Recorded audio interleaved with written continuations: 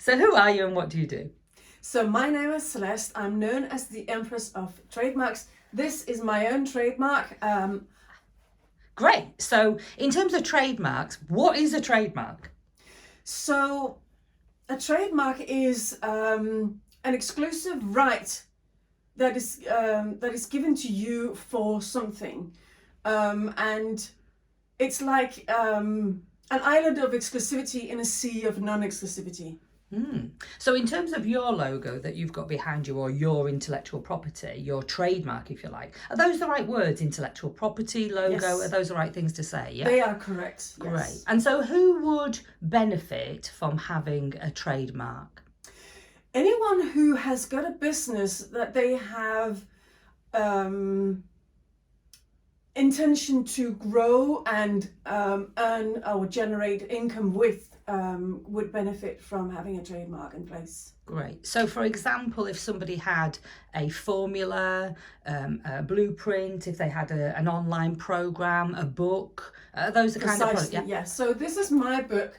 I have written a book, it's called Control Your Own Copyright, Trademark and More, and it tells you all the different types of intellectual property. So intellectual property is the correct term. This, of course, contains copyright because it's a book, I've written it. And as you say, there are systems, there are programs, there are products. So anyone who's created any of those, I normally say a premium product or service or program, they will want to protect it with with a trademark. And what happens if people don't protect their property? Well, they expose themselves to theft, basically. And so how much do you think people, just a sort of a ballpark figure, could they lose in terms of like the property that they've got if they don't protect it? Well, they could lose the whole thing. They could lose the entire business if they don't protect their intellectual property, because they open themselves up to theft. Even if they are wanting to take on an investor, the investor will look at how well are you protecting their assets. And if you don't have any form of protection, any form of protection in place, then they can and will perform a hostile takeover. Wow. And so if you've got a trademark in place, then that's protecting you from that happening. Excellent. Yes. Okay. And so, for example, the people that we know that are very close to us because we met there, who are speakers, who have created frameworks, if they've got a framework, I mean, obviously sometimes, the information is just put a TM on it and it'll be okay. So that's never advisable, because the TM just sort of signals your intent. There is absolutely no protection with that. So by having that at the end of it, you have no protection whatsoever. You're still exposed to any kind of threat, basically out there. Okay, great. And so am I right in thinking that you have a framework on how to help people to have trademarks? Is that correct? I certainly do. I have a framework that is called the Unique Branded Blueprint, in which I help people find something that can actually be registered with the relevant authorities. And at the end of that, I then start the process of registering it for these people. Great. So there's a process that you would go through. So say, for example, if I came to you now and said, I want to register, the Find Your Why program, the logos that we use. Is that where we would start? How would you start with me if I was a client? With you, because you've already got something in place, I would not take you through the Unique Branded Blueprint, because that would be a waste of your time. So what I would look at with you is, what does it look like? Do I consider it to be trademarkable or not? If I find it irregistrable, then I will tell you that. And then I will say, well, maybe we should go through the Unique Branded Blueprint to help you with a different one. But I would have to do that in a different session. Great. So if somebody thinks they've already got something that could be trademarkable, you're going to check to make sure that it could be trademarkable. If they haven't got anything, then you can use your blueprint to be able to help them to create something. Is Absolutely, that correct? yes. Excellent. And so in the case of your lovely grand IPR behind you, you go through, it looks very simple, very stylish, but I'm imagining there was quite a bit of work behind it. So do you want to share the kind of elements that you had to look at for that? There was so much work behind this, by the way. As you can see, there is writing on here. That's actually my handwriting. And at the time when I was looking to have something created for my business, the person who was helping me said, what do you want? Because he came up with some versions, and I was like, no, I don't like that, and I don't like that. And so he was like, okay, why don't you write what you would like? And I was like, okay, I'll just write, something like this. And it all more or less looked like that. This has actually been cleaned up by a graphic designer, because otherwise it wouldn't be as beautiful. I mean, but it's still my handwriting. And then he said, well, you should just use your handwriting. And I was like, are you completely mad? And then because he knew that I had studied the law, he needed to build up the case. So what he did was to argue the many reasons why I should use this. And one of them is it's completely unique. And what we protect is anything that's unique, anything that's generic, we can't protect. Excellent. And so what type of people do you work with to trademark their property?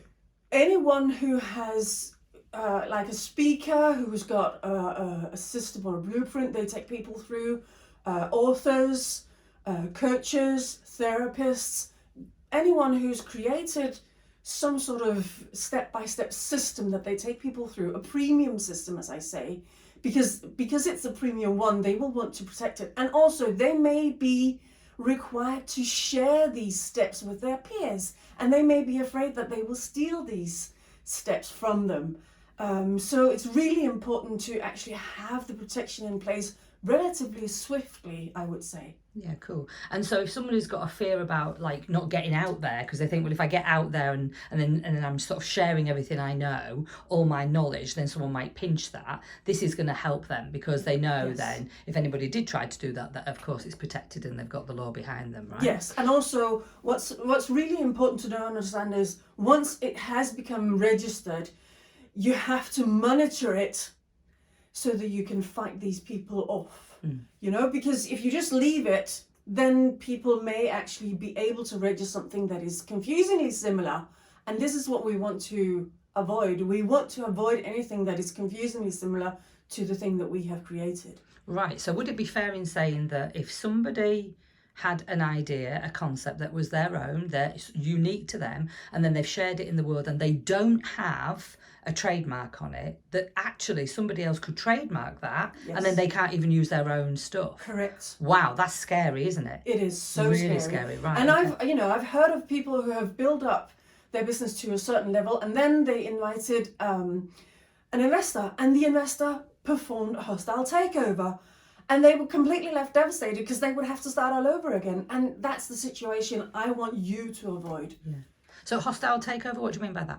So that is when an investor has put money into your business, but they have then, because they've realized that what you've got is really, really juicy and interesting and something that can be expanded upon. But because you've got no protection in place, that's when they do the hostile takeover. They then become the owner of your business. Wow. And you can't do anything. You can't get it back. Wow, okay. So if we were to imagine that somebody's already got something that they believe is trademarkable, so they've got, say, a framework, or as we would know, a unique branded solution, if you like. So you would start with them first, you'd go through the process, look at what they've got, give your opinion, and then let's say that you go, yes, I believe that this is trademarkable. What's the steps that you then have to go through to help somebody to trademark? I have to get all their branding materials so that I know exactly what they are wanting to register. Because not everything they have will be something that they want to register, but some of it will be. So if I am to create like a series, I can put 6 different versions of that into the system. So it's really important to have all of that and to be clear about this is what is going into the series. If they only want like one, I've got only one version of this. So that's fine too. You don't have to have a whole series of them, but that's just an option. And then I have to know all the things that you are wanting to do with your business. I have to know what countries you are going to be trading in, and I have to know, so you have to look into the future with your business and see what is it exactly, what is my ambition with this? Where do I want to go? Yeah, excellent. And so a lot of people, when it comes to trademark, think that it's just a logo, but it isn't just a logo, is it? It No. can be so many other things. So it can be the framework, the way that they use their business. Anything else other than the kind of obvious ones? So you can actually register a sound mark. The most famous one is the Roaring Lion by MGM, you know, the film company. Yeah. Yeah. So there are sound marks, there are 3D marks. In England, it can be a little bit difficult to register 3D marks. I'm not sure that they're entirely up to speed on that, but in Europe you can. So it's about also knowing where am I going to trade so that you get the right countries, as I said before. Yeah. And so my question would be, okay, so I might decide, oh, I'm going to trademark my own stuff. How much work goes into trademarking from your point of view? And why would you encourage people to get somebody, you know, an expert like you to do it rather than doing it on their own? Well, because you have to know all the pitfalls that you could inadvertently pop into or fall into. Because there are so many things there are the right classifications, there are the countries, there are all these details, and you may think, oh, but that sounds really easy. If it was, I wouldn't be here to offer my services. I spent 7 years studying the law. And I do take these things on for people to help them. Also because they get to stay in their zone of genius, because they may actually run up against, you know, a question from the trademark authority where they're like, I don't know what the hell they're saying here, you know. And because I have studied the law, I understand what it is that they mean. So it's much easier for me, and it's enjoyable to me as well. You know, I love registering trademarks. I love actually protecting what it is that you've created. Great. And of course, I'm going to ask you the question, why do you do what you do?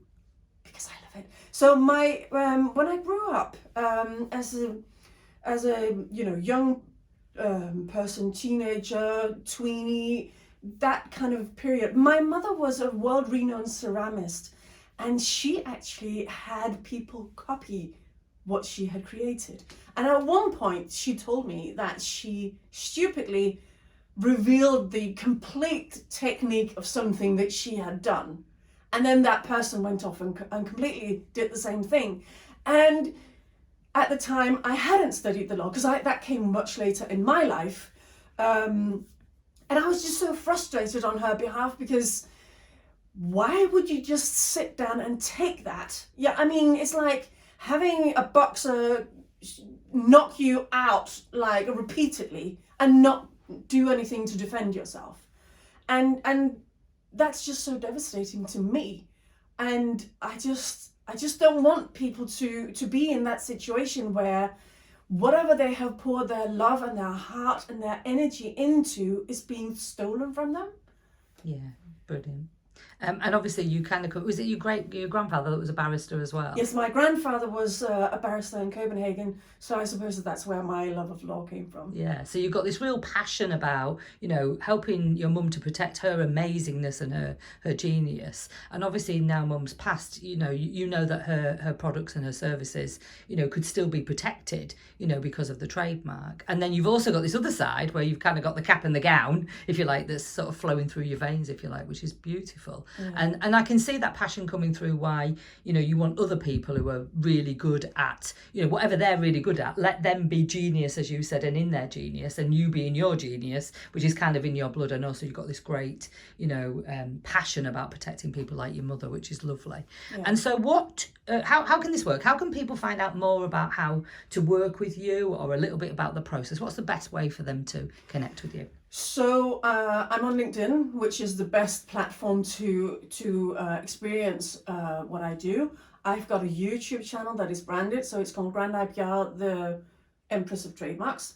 And I've got my website, which is called grandipr.dk. Don't worry about the .dk domain. That is just because when I lived in Denmark, that's where I started, and that's how I got it up.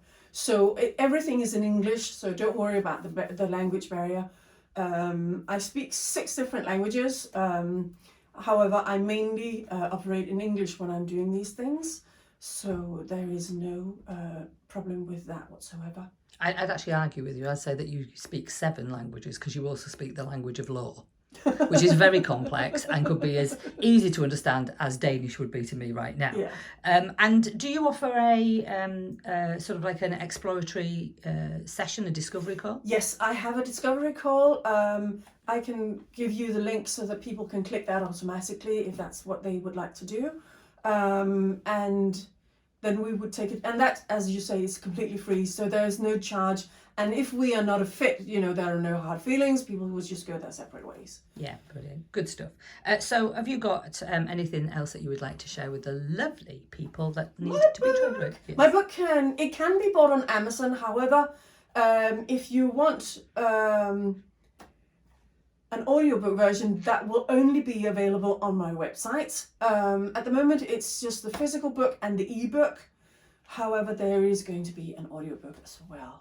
Great, good stuff. So if you want to be able to learn more about it, connect with Celeste and through her book. If you want to actually look at how you can trademark something that you've either got, or explore it if you don't think you've got something yet, then the discovery call is for you. So thank you very much. Thank you for me, and thank you so much for having me.